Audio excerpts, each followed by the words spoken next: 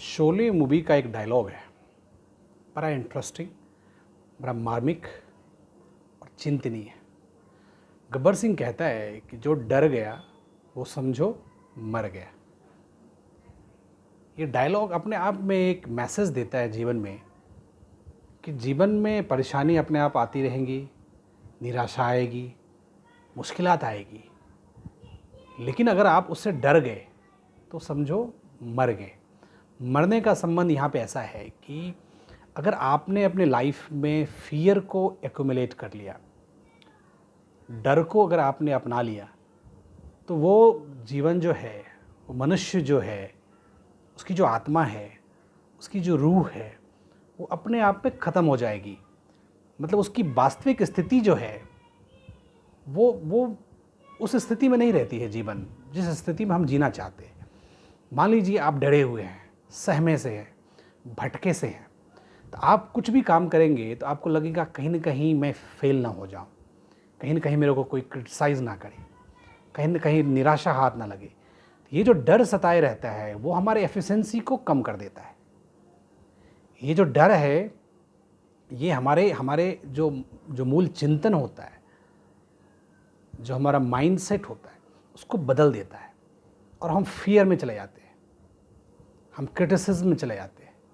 हमारी एफिशिएंसी, हमारी एफिकेसी, हमारा इवन की जो जो जो हम जो डिसीजन लेने का जो हमारा एक एक्यूरेसी होती है, उसमें आप देखेंगे कहीं ना कहीं आपकी परेशानी बढ़ जाएगी। तो इस वीडियो के माध्यम से मैं बताने की कोशिश कर रहा हूँ कि वो डर क्या है, डर ऐसा होता क्यों है, और ये कितने टाइप का डर होता है हमारे जीवन में। इस वीडियो को अंत तक देखिए तो आपको डिफरेंट पहलुओं पे आके समझ में आएगा कि ये सारा मसला है। रिसेंटली मैं एक बुक पढ़ रहा था नेपोलियन हिल का, थिंक एंड ग्रो रिच। अगर आपको टाइम मिले तो you read books, and this is one of the finest book I have met is Napoleon Hill's, think and grow rich. मैं उसको प्रमोट नहीं कर रहा हूँ, but then there is nothing wrong in recommending the good books for you. तो उसमें हिल साहब ने बताया है कि भाई जो हमारा फियर ऑफ लाइफ होता है ना, there basically 6 basic fears of life.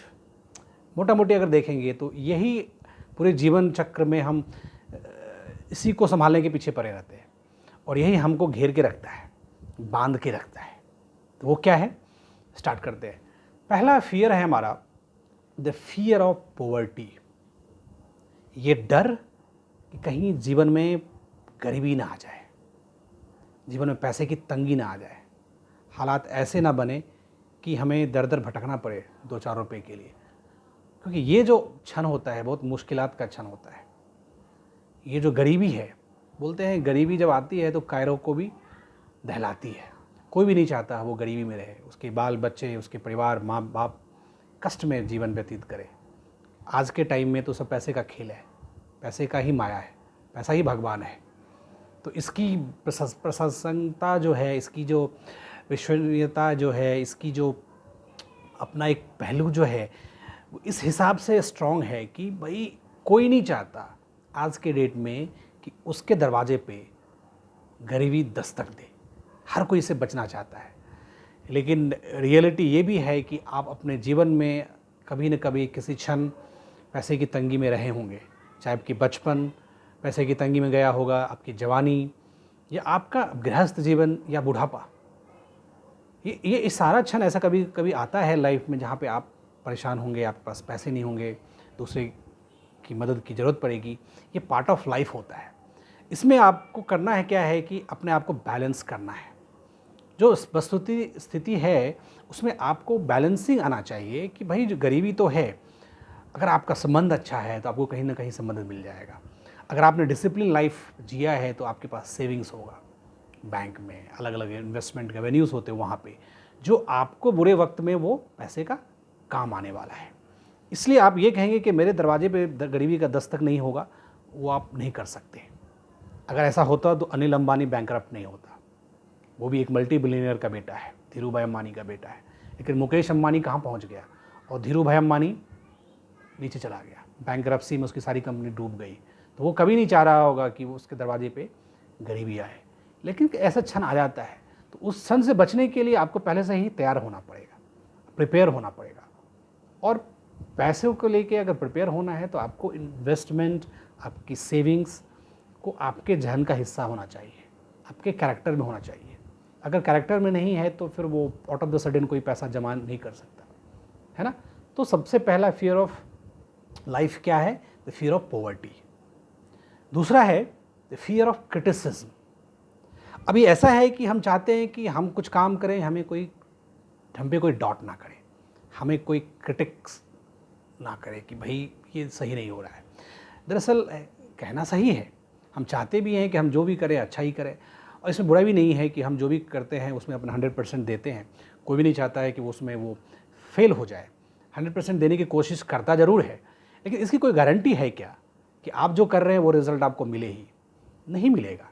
इसलिए क्रिटिसिज्म से आप बच नहीं सकते। और कभी कभी हेल्दी क्रिटिसिज्म ज़रूरी भी है। वो आपको बताता है कि भाई कहीं ना कहीं तुम गलत जा रहे हो। वो आपको चोट दिलाता है कि भाई आप कह तो रहे थे लेकिन आपसे हुआ नहीं। और ये जो इच्छा शक्ति है, इसको बनाए रखना है कि भाई नहीं हुआ तो ठीक है, मैं दिखाता हूँ। क्योंकि प्रूव करना भी एक आर्ट है।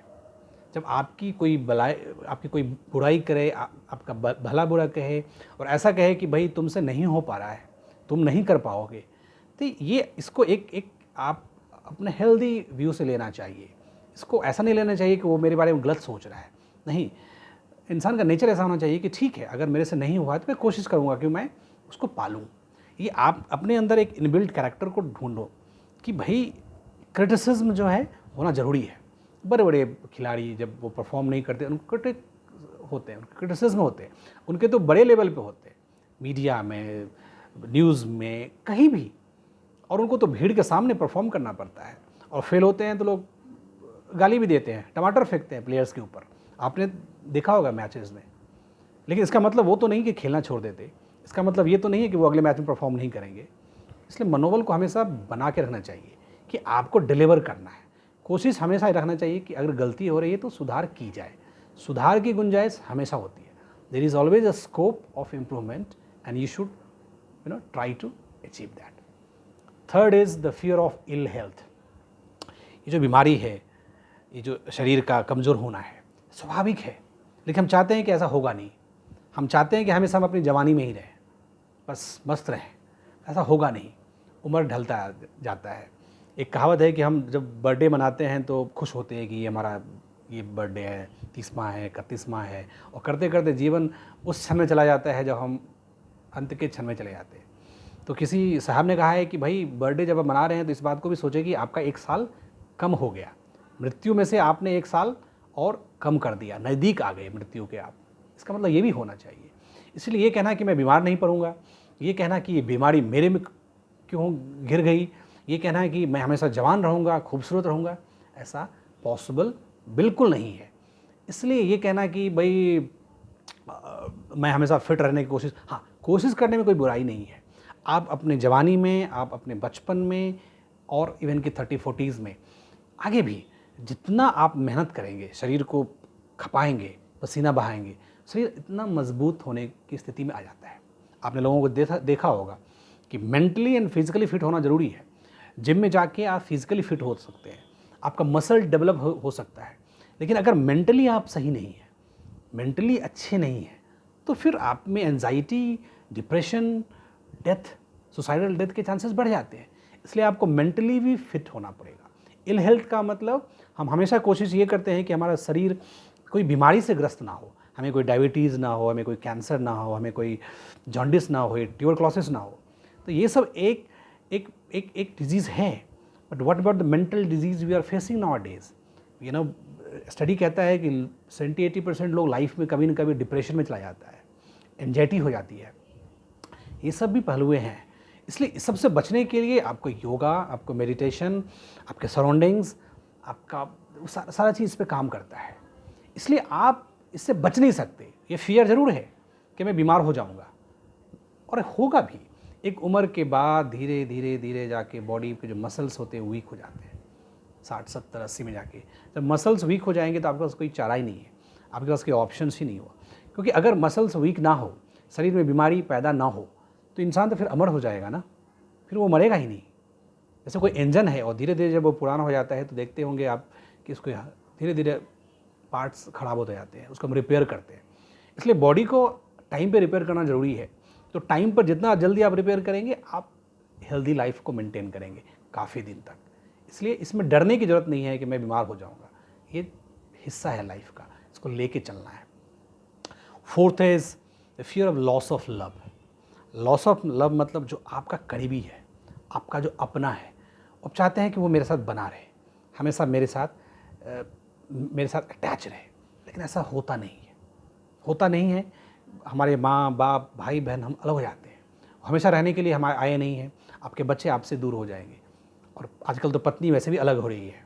रिसेंट जो घटना घटी है जिसमें एक पाकिस्तान से महिला सीमा हैदर इंडिया आ जाती है, वहाँ पे अपने हस्बैंड को छोड़ के वहाँ से 4 बच्चों को लेके आ जाती है, तो बड़ा समझना मुश्किल है। उसकी एक अलग कहानी बनेगी, वीडियो बनाऊंगा कि what actually the problem with this mentality, क्या इश्यूज़ आ रहे हैं रिलेशन में, एक अलग मुद्दा है। बट मैं कहने की कोशिश कर रहा हूँ कि यहाँ पे कहीं ना कहीं लॉस ऑफ लव तो है। जो बंदा पाकिस्तान में बैठा है वो भी अपने 4 बच्चों को मिस कर रहा है, अपनी बीवी को मिस कर रहा है। और साथ ही साथ एक घटना घटी है इंडिया में कि यहाँ की एक लड़की अंजू नाम की, वो पाकिस्तान चली गई, वहाँ पे जाके वो उसने नाम चेंज कर लिया और वहाँ पे निकाह कर ली किसी से, और यहाँ पे इसके हस्बैंड है और 2 बच्चे भी हैं शायद। तो ऐसी स्थिति बन रही है, तो लोगों में ये डर है कि भाई जो अपना है, जो जीवन पर साथ देने के लिए आई है या आया है, 7 जन्मों का रिश्ता है, वो इस तरह से अलग हो रहा है। तो ये क्यों है, उसके पीछे हम लॉजिक समझेंगे, उसके पीछे कहीं ना कहीं मेंटल इलनेस है, समझ रहे हैं ना आप। तो वो सारी चीज़ें हैं, बट उसका वीडियो का एक अलग हिस्सा बनेगा। बट यहाँ पे कहने की ज़रूरत है कि ये हम चाहते हैं कि जो हमारा अपना है, जो हमारा अपना है, जो अपना मतलब जो आपका ब्लड रिलेशन में है, आपकी पत्नी तो ब्लड रिलेशन में नहीं रहती है, लेकिन हमें उससे प्यार होता है, बच्चों के साथ स्नेह होता है, माता पिता के साथ प्यार होता है, वो हमेशा बने रहें। बट लाइफ इज़ परमानेंट, आप कह नहीं सकते कोई भी चीज़ आपके साथ है लेकिन हमेशा के लिए रहेगा, मुश्किल है। दुनिया ऐसे ही चलती जाती है।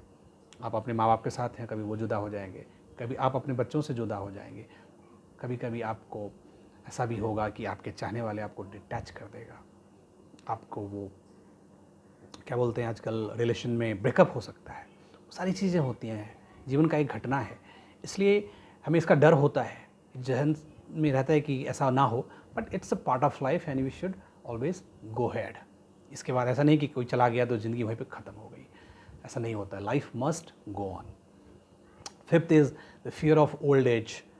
ओल्ड एज की परेशानी है, कोई बुढ़ापा चाहता नहीं है। मैं पहले भी इसमें जिक्र किया कि हमेशा लोग चाहते हैं कि वो जवानी में ही रहें, लेकिन पॉसिबल नहीं है। उम्र धीरे धीरे धीरे ढलती जाती है।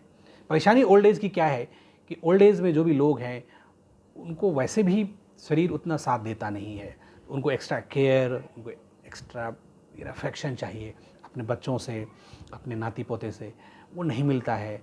मॉडर्न सोसाइटी ऐसा है जिसमें किसी के पास टाइम नहीं है। और अभी तो सिचुएशन ऐसा बन रहा है कि लोग ओल्ड एज होम में बच्चे जो हैं वो माता पिता को छोड़ रहे हैं। तो इस तरह की घटनाएं हो रही हैं। हर कोई ये चाहता है, और आपने सुना भी होगा कि इसको इस बच्चों पे इतना खर्च किया और उसने हमें साथ छोड़ दिया, पता नहीं आगे जाके ये हमारा साथ दे ना दे, पता नहीं हमें ये 2 पैसे की मदद करे ना करे। माँ बाप भी भयभीत है, परेशान है, क्योंकि वो देख रहे हैं ऐसा कुछ।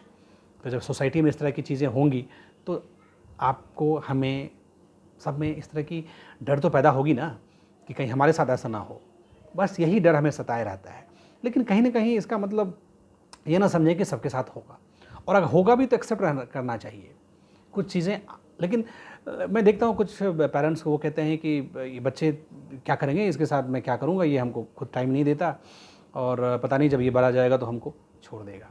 वो अभी से सोचना नहीं है। आपको एक अपरूट करना है बच्चों को, उसको ये एहसास दिलाना है कि आपने उसके लिए कितना सेक्रीफाइस किया है। अगर आप उसके लिए बचपन में सेक्रीफाइस किए होंगे और उसको पता होगा, उसको इस बात की समझ होगी, आपने उसको बढ़िया से पाला पोसा होगा, अपब्रिंगिंग अच्छी दी होगी, तो बुढ़ापे में वो ज़रूर समझेगा। 1-2% एक्सेप्शन होते हैं जहाँ पे बच्चे ऐसे निकल जाते हैं जो माँ बाप को नहीं देखते, तो वो तो एक्सेप्शन है ही, हर एक चीज़ में एक्सेप्शन 1-2% रहते ही हैं। इसलिए लाइफ का एक हिस्सा है, लेकिन इसका मतलब ये नहीं है कि अगर हम बुढ़ापे में परेशान हो रहे हैं तो हमारा कोई सहारा नहीं है, तो इसका मतलब जीवन यहीं पे ख़त्म कर लें। ओल्ड एज होम बने हुए हैं बहुत सारे कंट्रीज़ में, तो गवर्नमेंट सपोर्ट करता है। तो यहाँ भी इंडिया में इस तरह का सिस्टम डेवलप होगा आगे वाले 5-10 साल में, 50 साल में, तो ये सब चीज़ें होती रहेंगी। And the last is fear of death. मौत कोई नहीं चाहता। फियर ऑफ डेथ, मौत कोई नहीं चाहता। हर कोई चाहता है कि बस धरती पे भोग विलास की ज़िंदगी व्यतीत रहे, हमेशा खुशी रहूं, खुश मिजाज रहूं, लेकिन ऐसा पॉसिबल नहीं है मेरे प्यारे भाई दोस्तों। आप हमेशा ज़िंदा नहीं रह सकते, एक दिन इस धरती से जाना है, छोड़ के जाना है हम सबको। इसलिए जब भी आपको ऐसा लगे, यू डोंट फील लो कि मृत्यु एक सत्य है, तो जो सत्य है उसको बिलीव करना चाहिए। और बस यही है, ये सारा फियर है लाइफ का। इसलिए वो जो आज से 50 साल 40 साल पहले जो गब्बर सिंह का डायलॉग है ना, कि जो डर गया समझो वो मर गया, ये सारा डर, fear of poverty, fear of criticism, fear of ill health, fear of loss of love, fear of old age and fear of death, ये सारा जो सीक्वेंस मैंने बताया आपको, वो घटनाएं होती हैं हमारे साथ। हम चाहते नहीं हैं, हम कोशिश करते हैं हमारे ऊपर ना आए, लेकिन आपके पास कोई रास्ता भी नहीं है। आपको उससे निकलने का रास्ता ढूंढना पड़ेगा। आप उसको, उस रिस्क को मिटिगेट करना पड़ेगा, कुछ प्लान्स करने पड़ेंगे, अपने में सुधार लाना पड़ेगा। अगर आप ऐसा कर लेते हैं तो इसका डर आपको नहीं सताएगा, आप सत्य के करीब आ जाएंगे। और जो सत्य होता है वो कभी परेशान कर सकता है, लेकिन सत्य लाचार नहीं होता है। तो जो सत्य है उसके पीछे जाना चाहिए कि बीमारी होनी है, गरीबी आना है, क्रिटिसाइज़ होनी है, बुढ़ापे में जाना है, अपनों का साथ छूटने वाला है, मृत्यु भी होनी है। इसलिए इन सारी चीज़ों से हमें डरना नहीं है, सामना करना है और जीवन को आगे लेके जाना है। That is the message from my side. If you like the videos, share and comment and subscribe the channel. इस तरह की वीडियोज़ आपको मिलती रहेंगी। Thanks for watching. Thank you once again.